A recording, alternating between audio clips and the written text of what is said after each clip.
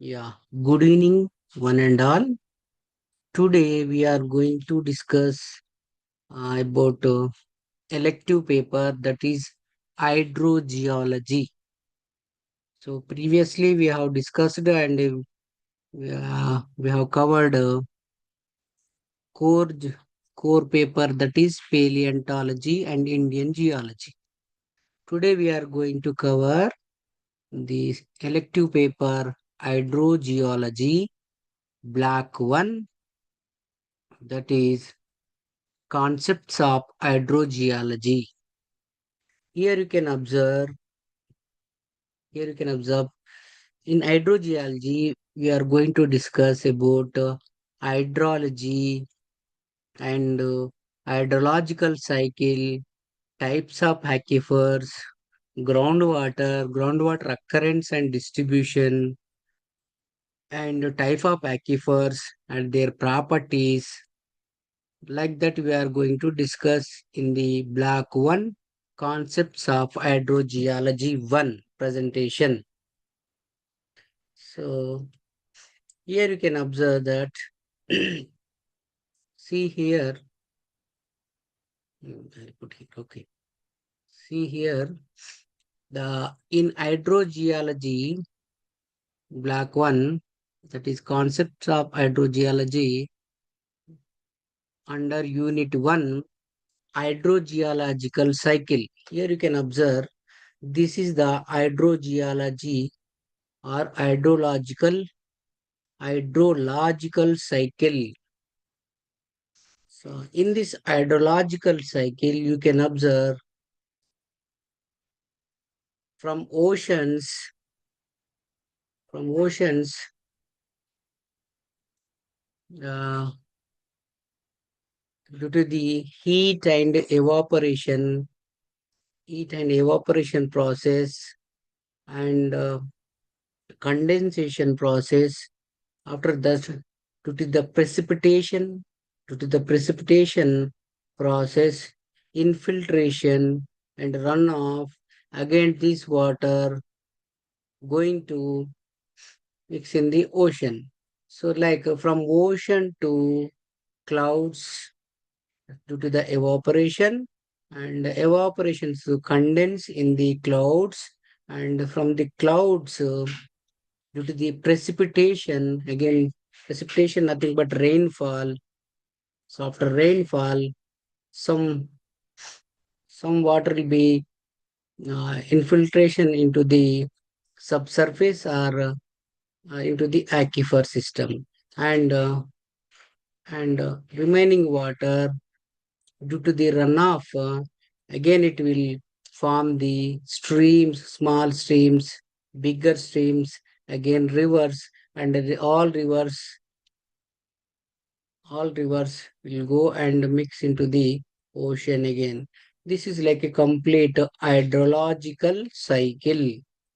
So in hydrological cycle, major parts are just a overview of the hydrological cycle. Description is the continuous circulation of water between the earth surface and the atmosphere. Between the earth surface and the atmosphere.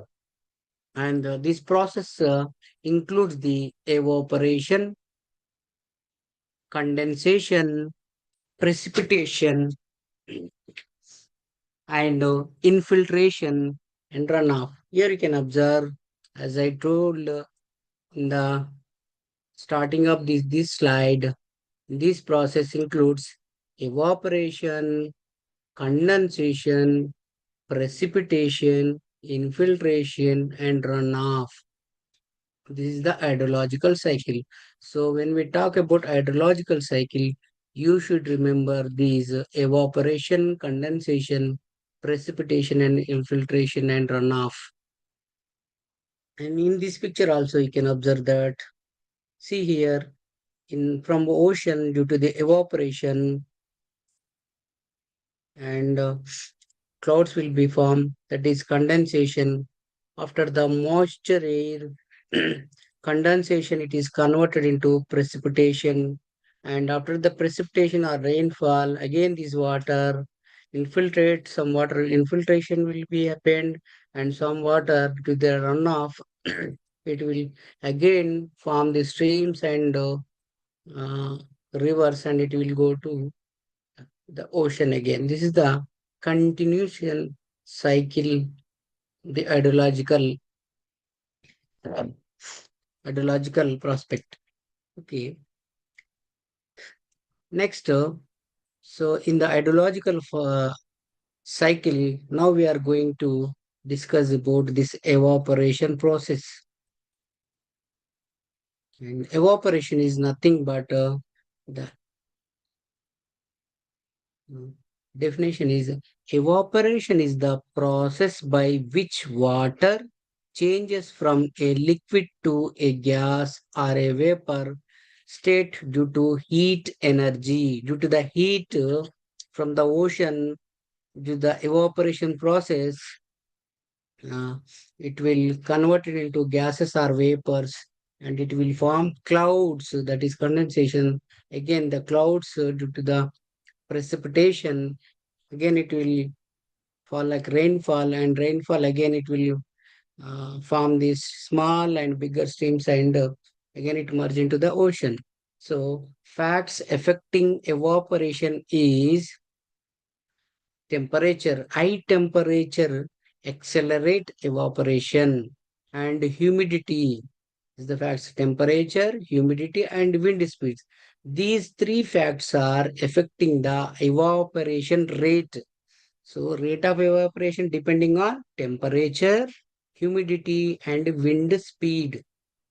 Then what is high temperatures accelerates the evaporation, and humidity. Lower humidity increases evaporation rates. Lower humidity and wind speed. Increased wind speed enhances evaporation. So evaporation rate depending on this temperature, humidity, and wind speed. Evaporation is nothing but due to the heat process in the oceans, the water changes from liquid to gas or vapor state. Next, after evaporation, condensation. The condensation is there in the hydrological cycle. So, what is condensation again? The condensation is the process by which water vapor changes into liquid water. In the evaporation process, the liquid or water changes to gas or vapors. Whereas in the condensation, the water vapor changes into the liquid water again, changes into the liquid water. So, water to vapors, and vapors to again liquid. So, or solid ice. The formation of clouds, condensation of a water vapor onto particles in the atmosphere forms clouds. Condensation is nothing but forming the clouds. So evaporation converts the water or liquid into the vapors. Then condensation is converted the evaporation or vapors converted into the again liquid state. So next, after evaporation and condensation, one minute, yes, here. Next, in hydrological cycle, after evaporation and after condensation, precipitation will be there. So what is the precipitation again? The precipitation is, yes, the precipitation is any form of water that falls from the atmosphere to the earth surface. See, from the evaporation from the earth surface or from the oceans, it is due to the heat flow, due to the heavy temperature, it is converted into gases or vapors. And after evaporation, condensation is there. In the condensation process, it is the liquid vapors or gases converted into liquid water again. So after converting into the liquid water or condensation process, the condensing water vapor, again it will here, see, a precipitation is any form of water that falls from the atmosphere in the Earth's surface. Then in atmosphere, how we will get water? Due to the evaporation and condensation. Next, type of precipitation: rain, snow, sleet, hail. These are the types of the precipitation.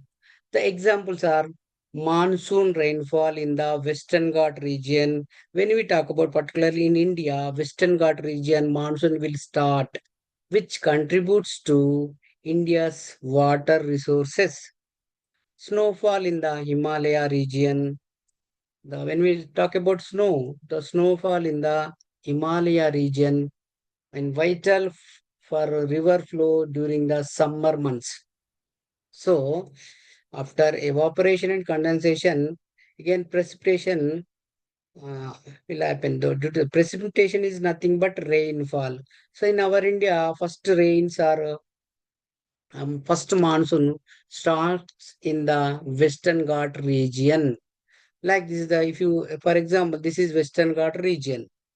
Okay, in Western Ghat region, due to the this precipitation, one side of the hill or half of the hill, that is precipitation side, rain shadow region. So this is the rain shadow region and this is the rainfall region. Okay, and one side of the hill having the heavy rainfall and other side of the hill may not have the rainfall.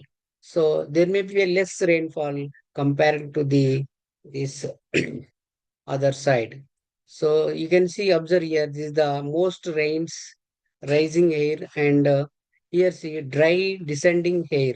So this is a rising air. When it touches the hills or greenery hills, the condensing water vapor converted into the raindrops or rain. So heavy rainfall will be in the other side of the hills and opposite side of the hills, the clue dry descending air will be there, and this side we'll call as a rain shadow region. Just you Google it and try to understand what is rain shadow region and a and precipitation or heavy rainfall region according to the hills.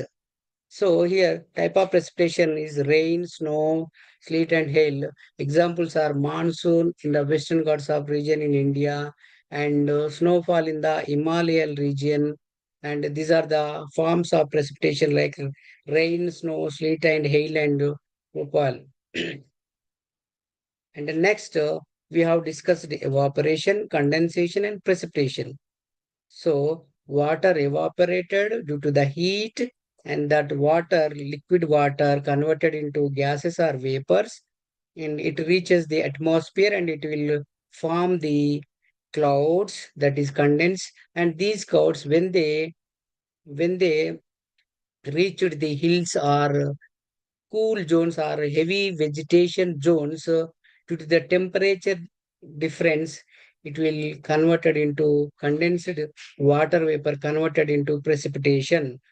Now, from the ocean, it reaches the atmosphere, and from the clouds, it due to the precipitation, again it reaches the Earth's surface. So this is the complete cycle. Then what will happen after the precipitation? Now, see here, after precipitation, somewhat after precipitation, some water due to the infiltration process, it reaches the subsurface of the earth. Okay, due to the infiltration process like soil water storage, percolation, and percolation to the deep groundwater or percolation to streams. Here, so you can observe this is the stream or low lying area So after rainfall or after precipitation, some water will be go to the subsurface as a percolation, as an infiltration process to the deeper groundwater and percolation to a stream. So, and in the infiltration process, remaining water due to the gravity force or slopes activity slope due to the slope of the surface of the earth runoff will be there. Runoff is a nothing but water. So after infiltration and runoff, due to the runoff, uh, streams will be formed. Okay, precipitation, infiltration. Infiltrations use the groundwater and subsurface recharge. And due to the runoff, streams will be formed. And these all streams merge again, it will form as a main stream or a river. And again, these rivers uh, and will go and mix in the or merge in the oceans. This is the complete hydrological cycle. Evapotranspiration and precipitation, in between condensation, precipitation, infiltration, runoff. So facts affecting the infiltration rate. What are the facts affect to the infiltration? As we discussed, what are the precipitation facts? What are the condensation facts? What are the evaporation facts? So like that, here we are discussing about factors affecting infiltration rate, that are soil type. Yes, soil type also one of the factor, and sandy soils allow for rapid infiltration. Sandy soils having the more pores and pore spaces and having more permeability and porosity. So due to that nature, sands soil allow for rapid infiltration, while clay soils impeded it. So clay may not have that much of infiltration and transfer permeability. So comparing to the clay, sandstones are sand formation, geological formation, sandstone rocks or sandstone geological formations may have higher infiltration rates comparing to the clay zones or clay formations. Then vegetation also. The vegetation cover enhances infiltration by reducing surface runoff. Yes, and in due to the vegetation also, some of the precipitated or rained water may hold for some time, and it leads to the infiltration, and it stops the or reduces the runoff process, means it holds the water for some time. So due to the this holding capacity of vegetation or vegetation cover, infiltration will be more. And next, some examples are infiltration rates in the Indian Gangetic Plain, that is Ganga and Indo-Gangetic Plain, which is present in the north part of the India, north and northeastern part of the India. So influenced by the region's agricultural practices and soil characteristics. So in a Indo-Gangetic plain, infiltration will be more because of these agriculture activities and soil characteristics. These are deltas only. So Indo-Gangetic plain is nothing but a delta of the major rivers. So delta may have sand and sandy silt formation. Some parts you may get clay also, but most of the area covered with sandy silt or sandy soil. So sandy soil or sandy silty soil may have the high infiltration rates comparing to the clay zones. And due to the agriculture activities also, it will increase. Infiltration rate will be increased. The next, so runoff. See, runoff is the most important cause for the make forming the small streams from the hillocks or hills, and these small streams join and form the major streams or major river systems in the Indian subcontinent. So most of the uh, western to east flowing rivers are formed due to the runoff of rainfall or precipitation. So here definition is runoff refers to the flow of water over the land surface into streams. Again, it will convert into rivers and other water bodies. So due to the runoff only, streams and rivers will be formed, and these rivers are most important when we talk about agriculture activity, drinking water supply, and to the major cities, and these deltas, agriculture importance, uh, deltas formed due to the river deposition or sedimentation process. The type of runoff is about surface runoff and interflow or base flow. Like after infiltration, some water flow like interflow and base flow will be there, and surface runoff, as we can observe here, this is the surface runoff, but we can also have the base flow and interflow runoff types. For example, runoff from the Western Ghats feeding rivers like Godavari and Krishna, crucial for agriculture, peninsular India. In peninsular India, in Indian subcontinent, most of the western to eastern flowing rivers are having the agriculture important, and most are the rivers providing our supplying drinking water, agriculture activity, and tourism and sedimentation for agriculture important soils like deltas, all are formed due to the runoff uh, property of the hydrological cycle, and this runoff leads to form the small streams and rivers. So these majors, Krishna, Godavari basin and Ganga and Brahmaputra, these main rivers are providing the most important soils, which are most agriculturally most important in the Indian peninsular or peninsular India or Indian subcontinent.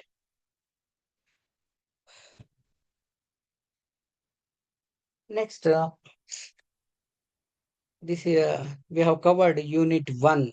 So in unit 1 we have discussed black 1 concepts of hydrogeology 1 presentation. Here unit 1 we have covered hydrological cycle.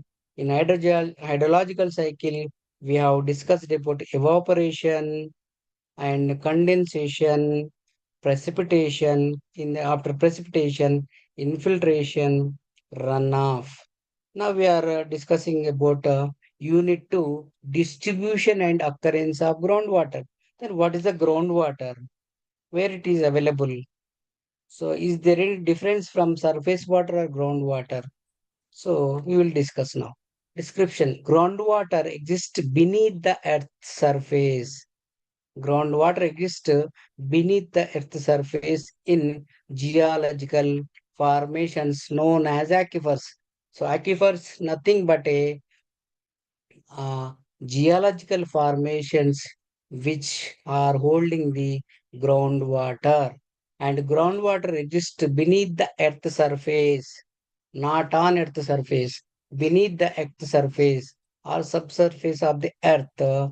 Groundwater may available. So which rock formations are or geological formations are holding or having groundwater? These formations are called as the aquifers. So factor influencing the occurrence of groundwater is geological structures, climate, vegetation, human activity. Here you can observe, see here, this is the subsurface or cross section of the earth. Okay. See here, this is the vegetation. Under the vegetation, this is the surface of the earth. Okay. And see here, land surface. This is the land surface. And here also you can observe, this is the land surface. Okay. Okay. Then, so beneath the surface or subsurface, unsaturated. Here it is. 1 minute. Where is- See here, this is the unsaturated zone. Unsaturated zone means the zone which is present above the water table or saturated zone.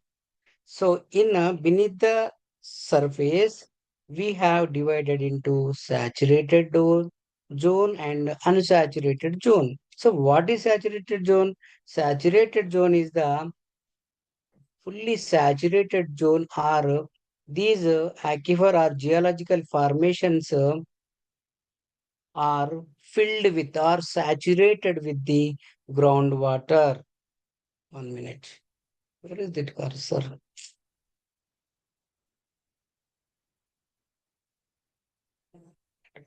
1 minute, 1 minute. Okay. Last video screen arrow. Came help and show. Okay, hand options low. Visible it in automatic. Okay. See here. See here, this is the in subsurface unsaturated zone, saturated zone. Saturated means fully saturated with the groundwater. So when we going to the this right side, you can observe here, this is the land surface, and this is the low lying of the land surface.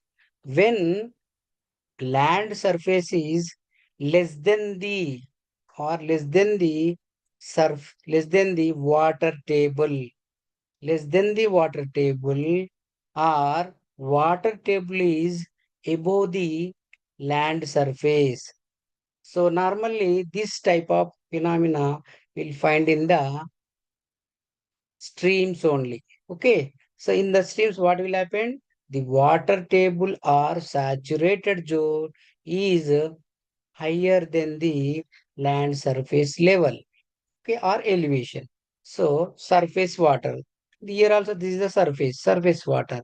So when we coming to the beneath the earth, we are calling as water table, that is saturated zone and unsaturated zone. So and above the water table is unsaturated zone. In unsaturated zone, there is no water, and these pore spaces are empty spaces are filled with air only. But whereas in saturated zone, all pore spaces are cavities or any gaps filled with the groundwater or water. So this is saturated and this is the unsaturated. So between unsaturated and saturated, there may be a water table. When water table is above this land surface level, we call as the rivers or surface water. So this normally we will find in the streams or rivers. So here, this water table or groundwater flow like this into the rivers or streams. Next, next here we can observe here in the subsurface. Again, in the subsurface, just you can observe here in these cracks. These are all cracks or cracks which are present in the rock formation. Okay. So these cracks are empty spaces filled with the water, that is called as saturated zone. And whereas this in the same formation, these empty spaces are pore spaces are filled with air, not with water. So this is unsaturated. Between unsaturated and saturated zone, there may be a water table. Here, this is the water table, and here this is the water. So approximate level of the water table. See, in this is the another geological formation. Here, gravels are there. So see here, full of water in saturated zone. Above the water table, there may be a air, water like that. So it is unsaturated zone. But in the whereas in saturated zone, we won't get air gaps. Okay. Here also, there is no air gaps. It is filled with water or groundwater. All openings below water table full of groundwater and water, not groundwater, held by molecular attraction surrounds the surface of rock particles. Due to the attraction, molecules attraction, there may be some water molecules in the these gravels or in the cracks. But here we won't get air gaps. Same, same we can observe here also. Okay, this is the distribution of the distribution and occurrence of the groundwater. So distribution, groundwater exists beneath the earth's surface in geological formation known as aquifers.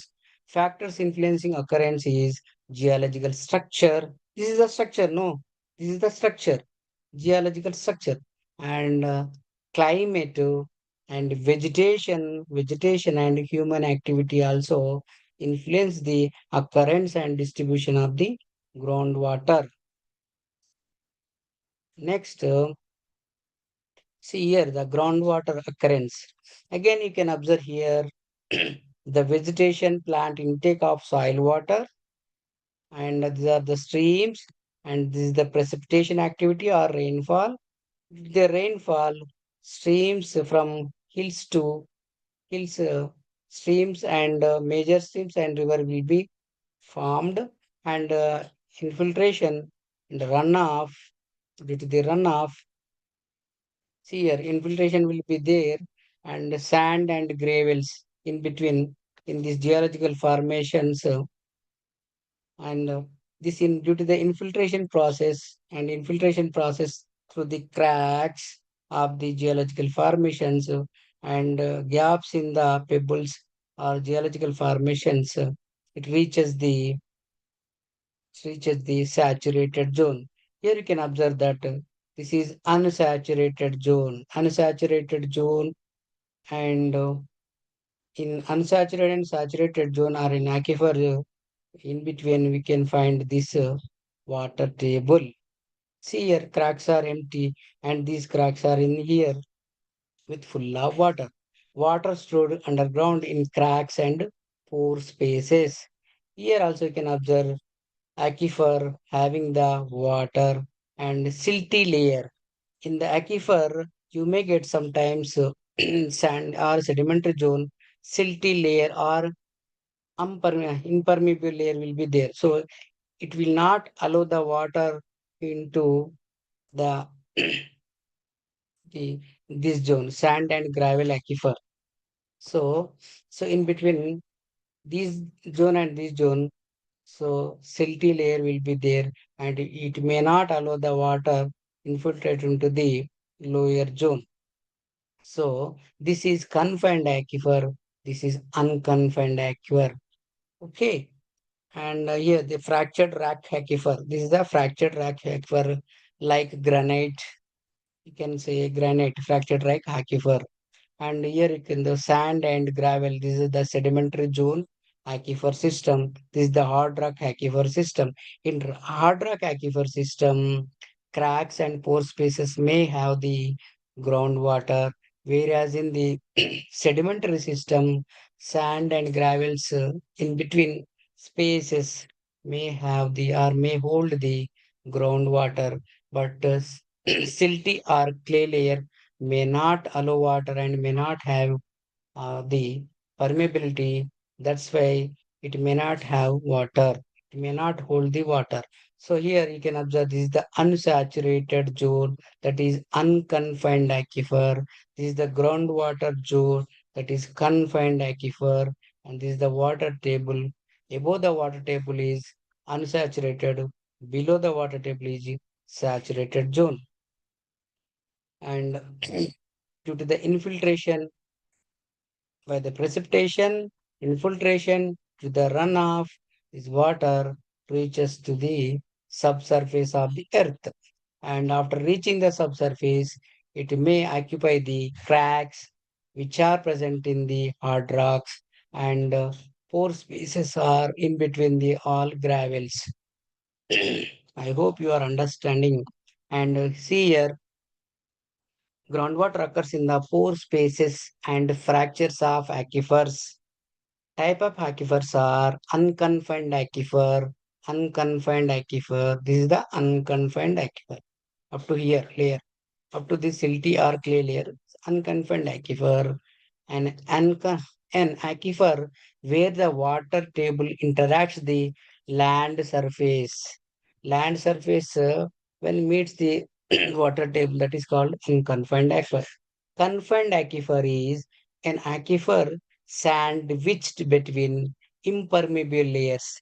Sandwiched between impermeable, that is clay layer. So that is unconfined aquifer. So unconfined is where water table reaches the subsurface of the surface of the earth, where aquifer is sandwiched between the impermeable layers. This is confined and unconfined layers. 1 minute.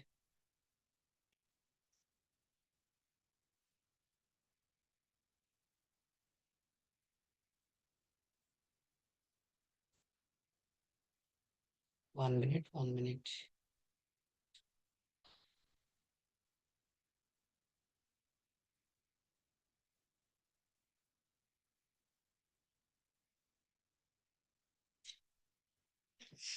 So, for example, the Indo-Gangetic Basin aquifer system. So, Ganga, as I told, north side Ganga, uh, Brahmaputra region aquifer systems, one of the world most extensive groundwater system, crucial for irrigation in the northern India. As I told, in the northern side of India, the Indo-Gangetic Plain and Brahmaputra, these major rivers are forming the deltas, which are most important soils, most important aquifers for groundwater and agriculture activity, mostly in the north and northeastern region of the peninsular India or Indian continent. So in unit 3, we are discussing about aquifer, aquifer properties and Darcilla. Here we have discussed about aquifer, what is aquifer and how many types of aquifers are there. In the unit 3, we are discussing about aquifer properties and Darcilla. So, as I told in the previous slide, confined and unconfined X. Now we can identify here which is confined and unconfined aquifer.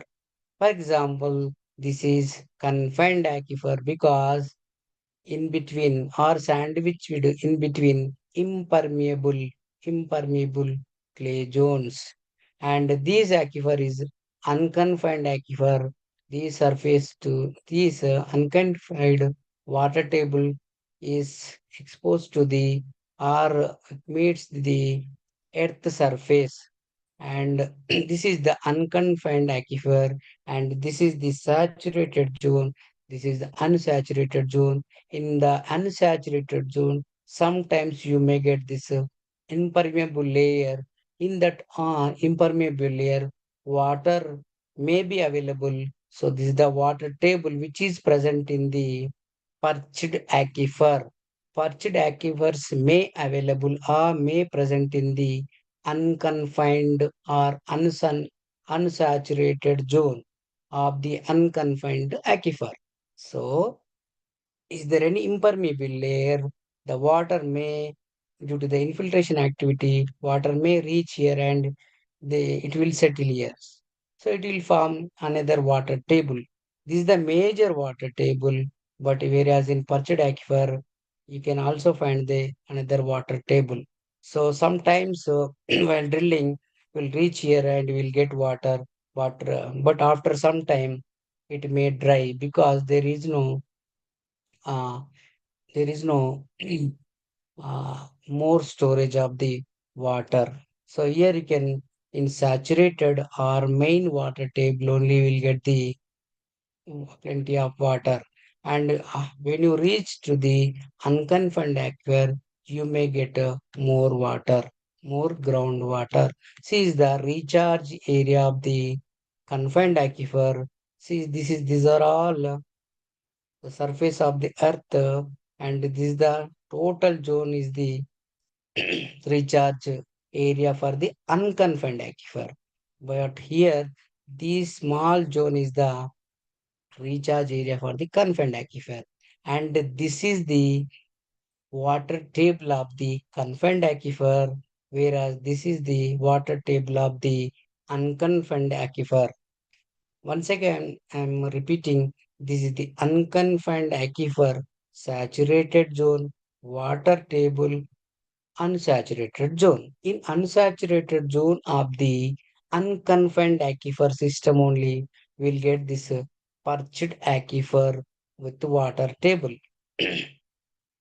And this is the confined aquifer table, aquifer water table. So this water table level, when it reaches, when it is equal or reaches the low lying zones of the earth surface. If we drill here, it will act like as a flow artesian well due to the this water table is above the this surface or the surface of the this borewell or surface of the earth or borewell. So here, if you compare to this surface to this water table, it is present in the confined aquifer. That's why this borewell acts as a artesian well without motor, without pumping motor. It will flow the it will flow the water. It will give the water. So because it is presenting in the below the water table of the low lying earth surface, and this is the perched water table or perched water table well. And here this is the water table well, which is present in the saturated zone of the unconfined aquifer. And this is also artesian well. But here you can observe this is above this well opens or this well top surface or top part is the above the water table of the unconfined aquifer. That's why it is an artesian well sometimes, but it may not give water without pumping or pump motor. Here, the surface is lower than the water table of the confined aquifer. That's why here we are getting water without pumping motor. So, like that, you try to understand this confined and unconfined system. So next, just I will give one text introduction to aquifers like description. Aquifers are geological formations capable of storing and transmitting groundwater. Importance is serves as a vital water sources for drinking, irrigation, and industrial purpose. So you know the groundwater usage and importance, and what is aquifer you can understand now. Next, we are discussing about aquifer properties. So, what is the aquifer properties again? In the particularly when we talk about aquifers are the water holding geological rock formations. Okay, then for what are the properties? The porosity and permeability. Porosity is the how much gap or pore spaces are present in the that rock formation, and permeability is the how much water it will allow to flow, or it will give to the other body. That is, it will permit to flow water. That is the permeability of the rock formation. Porosity is the holding capacity of the rock formation. So here porosity, percentage of the void spaces present in the rock or sediment. And permeability, ability of this material to transmit fluid nothing but water. So ability of this material to transmit fluid. So that is the porosity and permeability of the rock formation. See here sand grain, pore spaces. Okay, and see here this is the cementing material in between grains, and these are the fluid or water. So ability of transmit fluid is permeability. Ability of holding the water or having wide spaces is porosity. Example, the Deccan Trap basalt aquifers in the Maharashtra, known for the known for their high permeability and groundwater storage capacity. So here I have just mentioned some Maharashtra region. These in the Deccan basalts are having the high permeability and groundwater storage capacity. Here you can observe porous of sandstone and the cemented sandstone. Here you can see fine grained sandstone and unfractured shale. This is unfractured shale. There is no cracks, but here fractured shale there is a cracks. So these cracks leads to the having the or holding the or uh, groundwater, and it will allow the fluid to transmit the pumping wells. Small amount of pore spaces along cracks, impermeable rock. This is impermeable, and these are the permeable or cracks which are present in the shale. Here there is no there is pore spaces, and some small pore spaces may be there in between clays and silt grains. See the Darsila. What is the Darsila? What is the use of Darsila? Why we have to discuss these Darsila? So the statement describes the flow of groundwater through porous media. So what is the permeability? What is the capacity of a rock formation, a aquifer? We can find with this formula. So describes the flow of groundwater through a porous media. What is porous media? Again, it is a aquifer. So the groundwater, the flow of groundwater through porous media, flow of groundwater through porous media called as a dorsila. The formula is Q equal to K multiply A multiply it is H1 minus H2 by L. So what is K, A, H1 and H2 and L? For example, applications of dorsila in estimating groundwater flow rate in the Aravali aquifer system of Rajasthan and crucial for water supply in the region.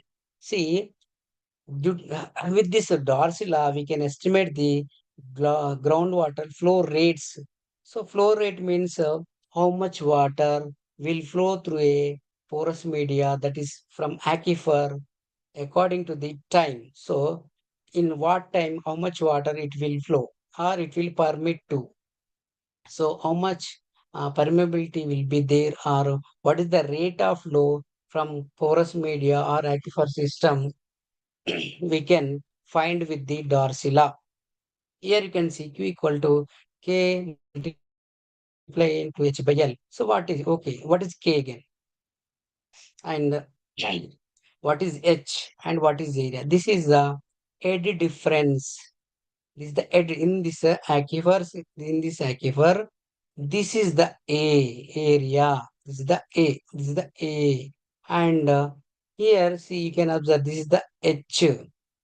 Okay. This is the H1 and this is the H2. So in between, what head difference is there? Head level difference is there. So H is the head level or head level difference between H1 head and H2 head. And again, L is the length between two heads. So now we are having area, length, and this head difference. So from this we can find the flow rate of the groundwater or particular in the porous media or the aquifer system. So like this, the flow rate Q is calculated with these L and H and A parameters. So like that, Darsla is very useful for identify the aquifer flow rates.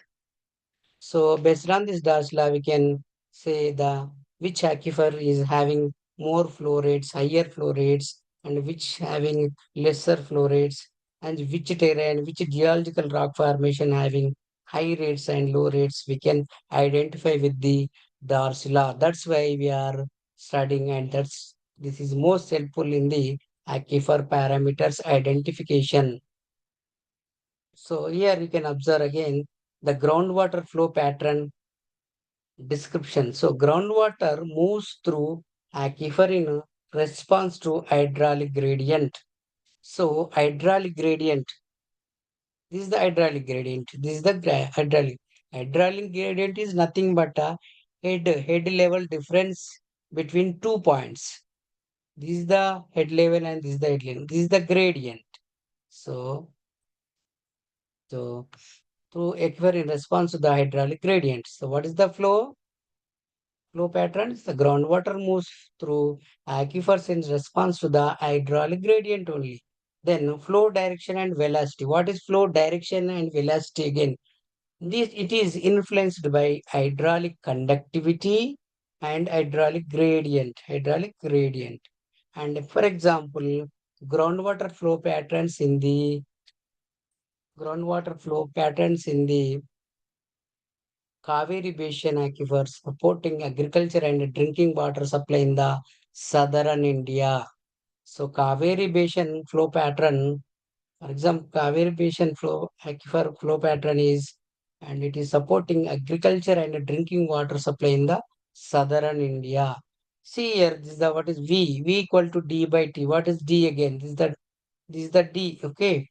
And this is also A. And what is P again? So porous media. What is the velocity?